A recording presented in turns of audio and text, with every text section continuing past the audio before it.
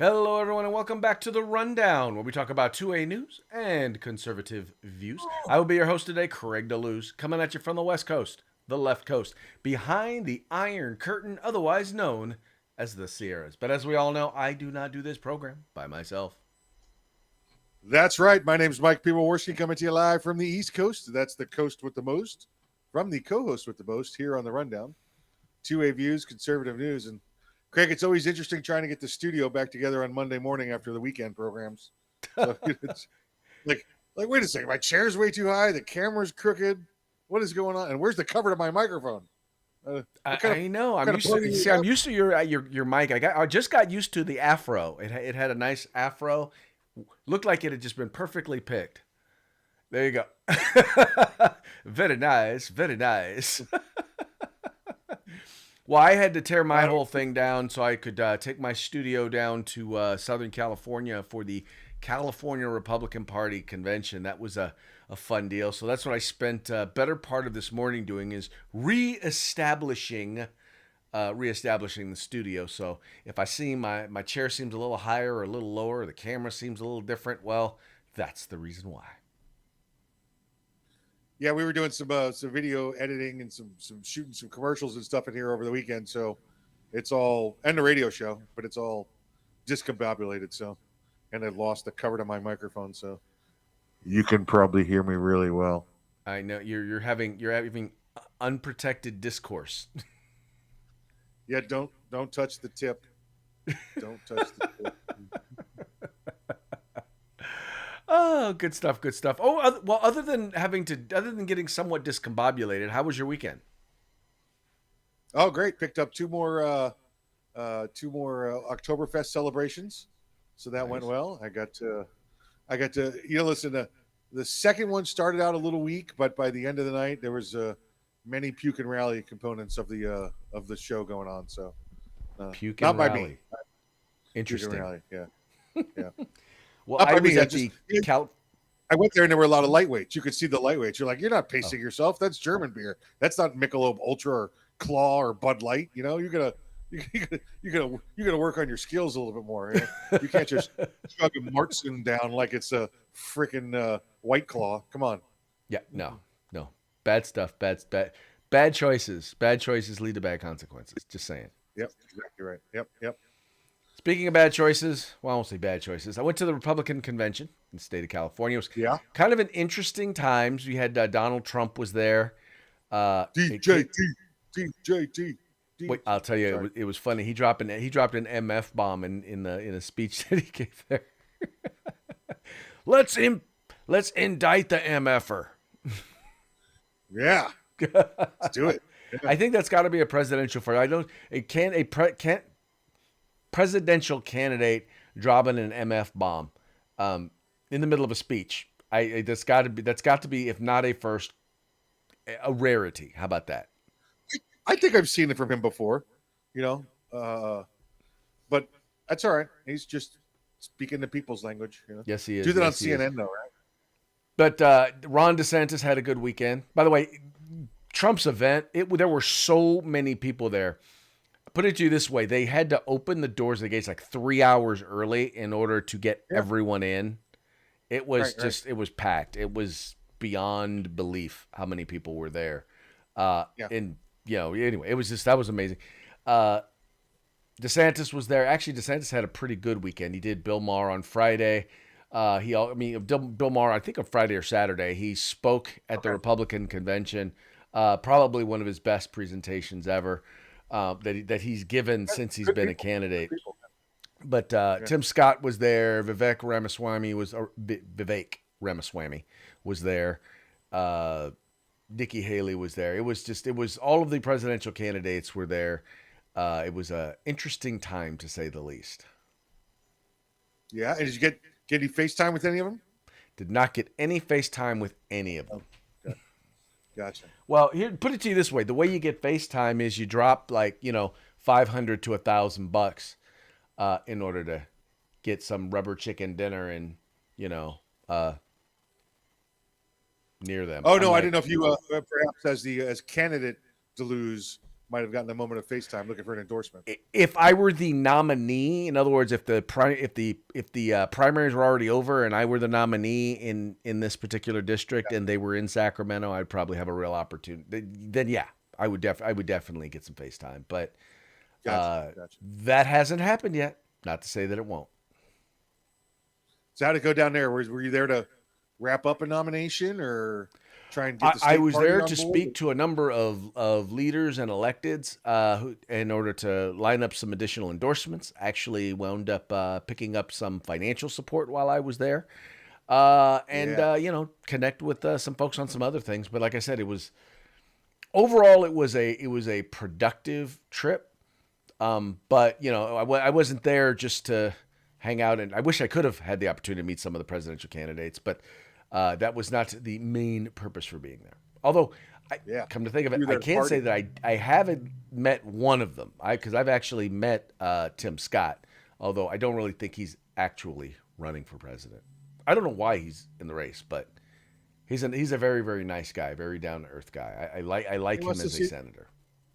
He wants to see the West Coast, There you go. All right. Well, hey, we have dawdled quite a bit, or a little too much, probably. Let's go ahead and get into the shoe. But before we do, let's give a quick shout out to our sponsors. Yeah, there's no such thing as too much dawdling, just so we're clear on that. Let's say hi to our good friends at Hitman Industries. HitmanIndustries.net. If you got yourself an AR in the past 5 years, probably got one of their barrels, you don't even know it. Well, now you can buy factory direct from them. Just go to hitmanindustries.net. California Republican Assembly, fighting a good fight behind enemy lines. Now you can take part in California's future today. Make sure you keep your eye on the California 6th Congressional District race.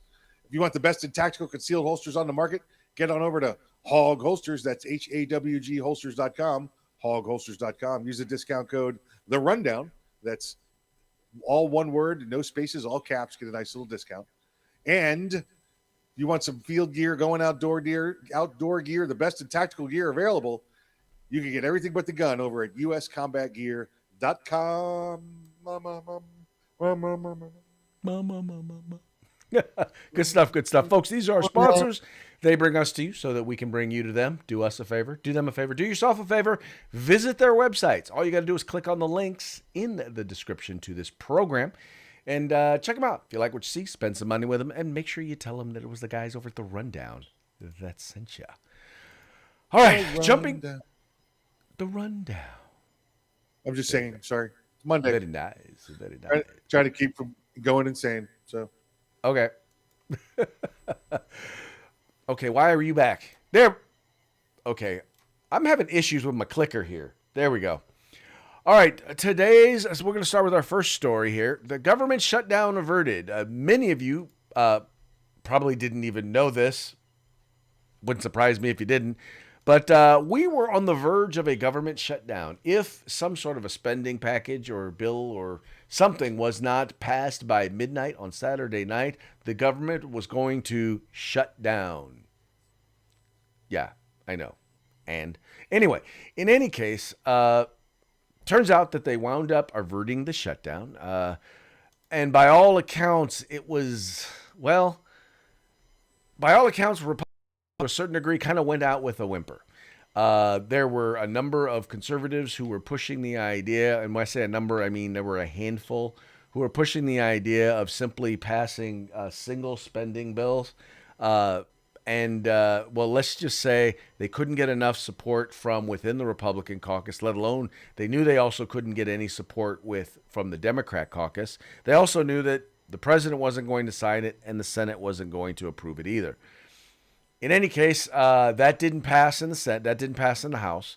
And so then they wound up passing a spending resolution let's just put this.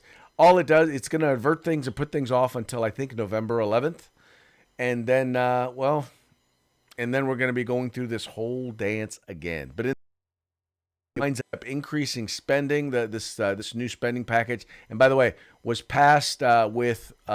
overwhelming support by both Republicans and Democrats, but there were about 91 Republicans who did not support the spending package or the temporary spending plan or whatever you want to call it. Mike, the original proposal that they had gotten agreed to had an 8% across the board reduction in spending, which included everything except for, I believe, the military.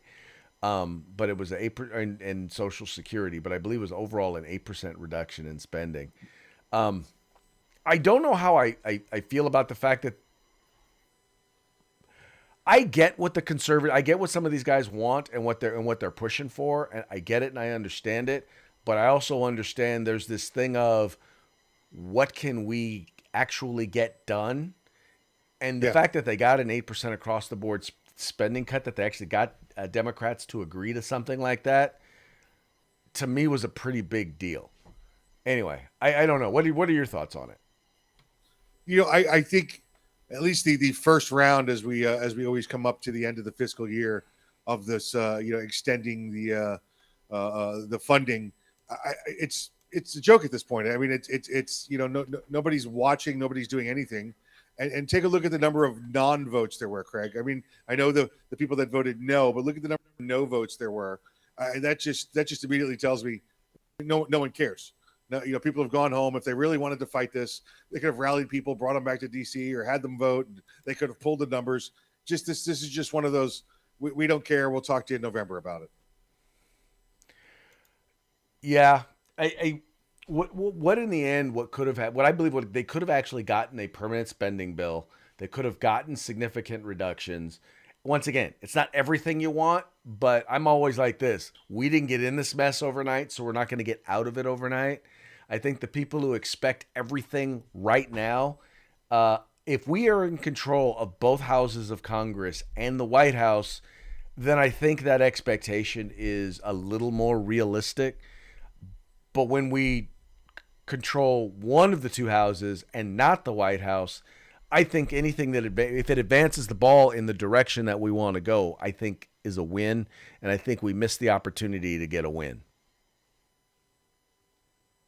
Yeah, quite possibly. It's just again, my initial opinion impression is that they don't take this serious.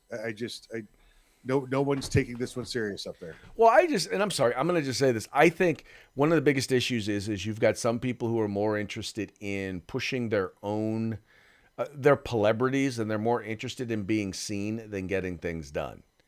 And I think that's a significant part of the problem here. I also think there is something personal between Matt Gaetz and Kevin McCarthy, and I think some of it has to do with the ethics inquiry into Matt Gaetz. I've been reading about how Yes, McCarthy was. I don't know if they're saying he was behind it, but that he didn't strongly enough oppose the ethics inquiry into Matt Gaetz. The whole sleeping with underage girls across state lines. I'm not saying he did that. I'm saying that's what the inquiry was about. But that he doesn't feel like he did enough to keep that from happening, or that he didn't defend him enough. Having said that, that sounds like a personal issue, not necessarily an issue that we should be affecting that should be affecting national spending. Anyway. Yeah, I'm looking at it, Craig, now, and I'm looking at the number of no votes. There must have been a separate vote on a procedure that I was looking at, because that one had 60 or 70 no votes on it. So this one only had, depending on where you're looking, either 4 or 7. So they were there, and it was strictly pretty much party lines, but couple of defectors either way. But again, by the way, you did hear about the legislator who actually pulled the fire alarm. The guy's name was Jamal Bowman, Congressman Bowman. Right. Actually, in order to keep them from voting. So Democrats, by the way, did everything they could to keep them from voting to approve this, right? He did everything possible to keep it from happening. They did everything possible, including pulling a fire alarm.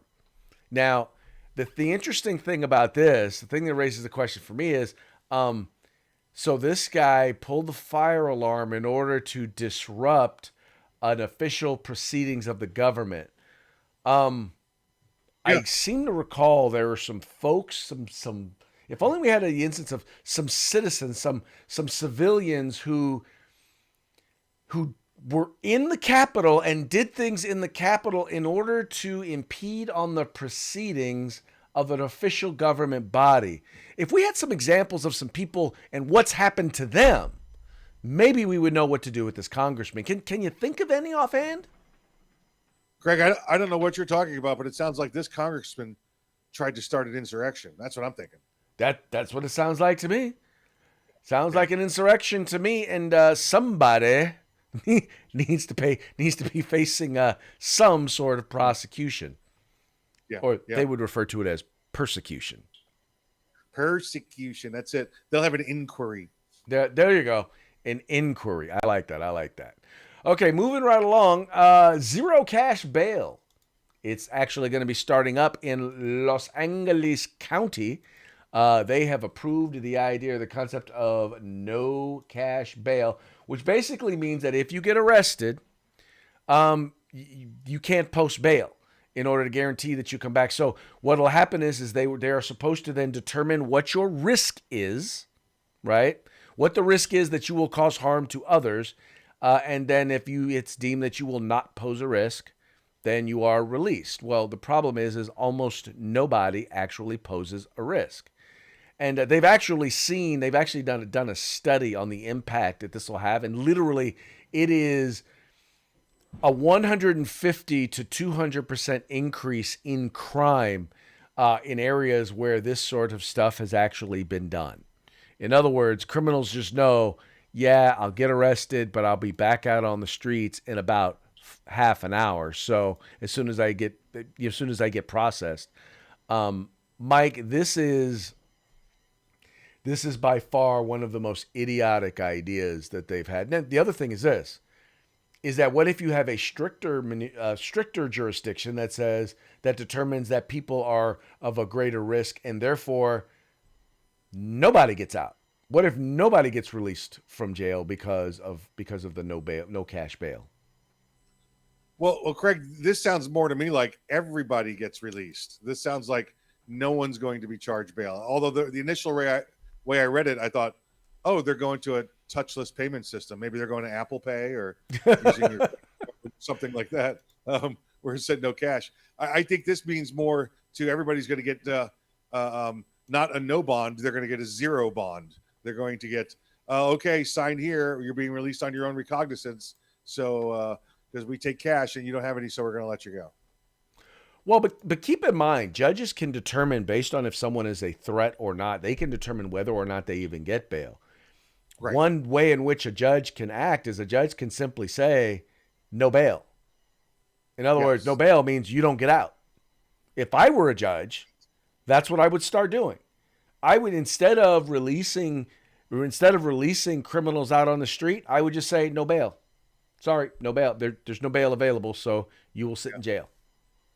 They would quickly end up with tent cities because it is the revolving doors of justice. They can't bring people in and not send people out the back door. So, well, once again though, but I think that's how you demonstrate how stupid this idea is.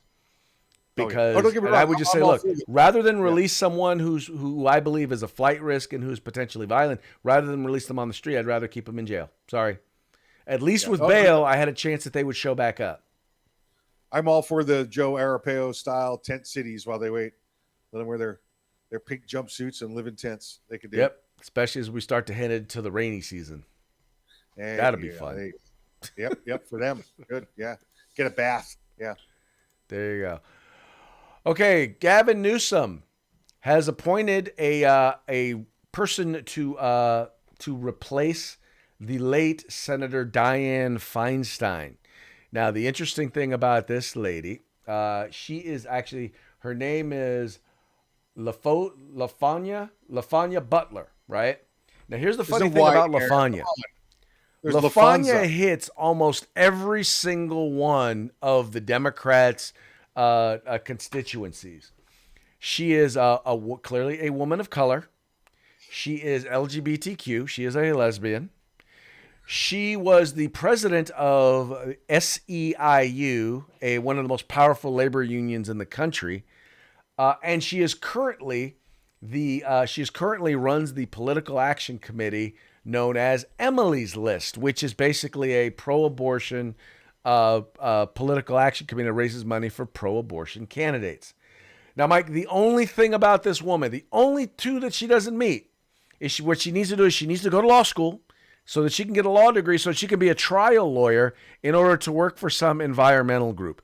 And I know all of that without actually having read her resume. That's just from what they're reporting. I'll bet you if I go and I look at her resume, I'm going to find a bunch of stuff that maybe she has worked for some environmental groups. Oh, by the way, I forgot to mention, she doesn't live in California. She lives in Maryland and works in the D.C. swamp. So we're basically bringing in a swamp creature from from Washington, D.C., is going to now re-register in California so that she can be the senator representing the state of California.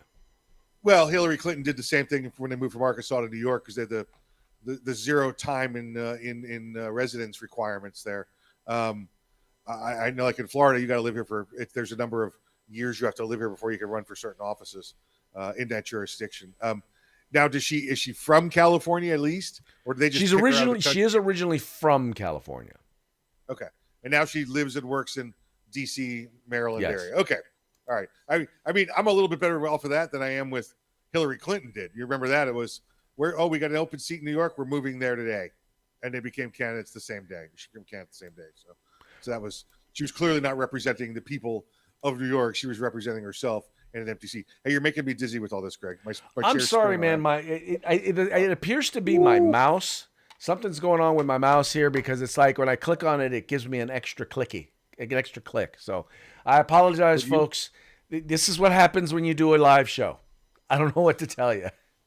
What you do with your mouse there, with your hands below the table, that's between the three of you. So, well, it's above the table, just below the camera. Yeah, below the camera. There we go. There you go. So, and her name is LaFonza. That's a Z. Where do you see a Y in her name? You're horrible at names. LaFonza. LaFonza. They're going to call her the Fonz, and she's going to be the absolute opposite of the Fonz. So, there you go, LaFonza. Wow, that is just bad. I'm just once again. And by the way, and at the same time, by the way, you've got liberals who are losing their minds. The Congressional Black Caucus is demanding that Gavin Newsom rescind her appointment, not appoint her, but actually wind up appointing Barbara Lee, who is a congresswoman out of the Bay Area, who is also running for the seat. And basically what they want is they want one of their own to have an opportunity to win the Senate seat instead of Adam Schifferbrains Schiff. There you go. You know, now that I think of it, Greg, I think I flew LaFonza once into Germany. I think I flew LaFonza there. Really? Yes. Okay. What's the German national airline? Is that the German national airline? I don't know. I have absolutely no idea. Lufthansa? Yeah. You got to get out more often. This is funny stuff here. You're missing it. Yeah. I completely missed it. Sorry. Lufthansa. Lufthansa. Okay. Climate change in New Jersey. Okay, I know. You're wondering, what is this story all about? Well, here's what it is. In New Jersey, this is according to the Washington Free Beacon, this story here, how New Jersey is working to turn kindergartners into climate activists. Blue State's new climate change education office will push students to become climate literate leaders. New Jersey Democrat Governor Phil Murphy unveiled a taxpayer-funded office that aims to turn public school students into climate leaders, an effort that includes a call for kindergartners to donate to environmental groups. Murphy on Tuesday announced the formation of the state's Office of Climate Change Education, which will work to cultivate the next generation of climate leaders through New Jersey public schools. Now, in other words, this is another office of indoctrination. The idea is that they want to indoctrinate young children into believing something that is still, up for debate. When I say up for debate, no one denies that there's climate change. Because guess what? Climates change over time. That's what they do.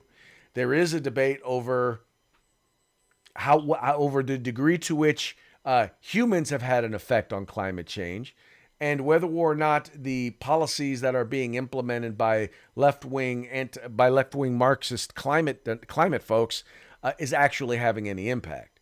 But his goal is to make sure that only the climate zealots have a voice in our public schools. The Eric Holder plan, right?